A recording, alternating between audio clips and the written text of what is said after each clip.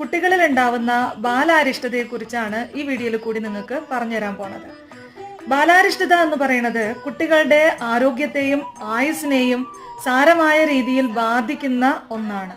കുട്ടികളുടെ ജനന സമയം കണക്കാക്കിയിട്ടാണ് ഒരു കുട്ടിക്ക് ബാലാരിഷ്ടത ഉണ്ടോ ഇല്ലയോ എന്നൊക്കെ നമുക്ക് തീരുമാനിക്കാൻ സാധിക്കുക.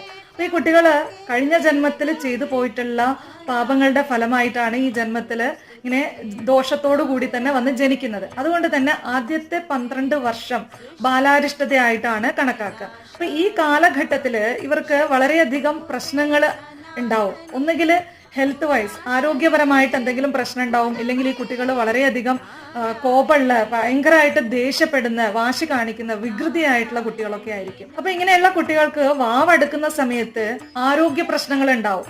വാവെടുക്കുമ്പോൾ ഇവർക്ക് പനി വരിക, അല്ലെങ്കിൽ മറിഞ്ഞു വീഴുക, അങ്ങനെ എന്തെങ്കിലുമൊക്കെ പ്രശ്നങ്ങൾ ആരോഗ്യപരമായിട്ടുണ്ടാവും. അല്ലെങ്കിൽ ഇവർക്ക് ഭയങ്കര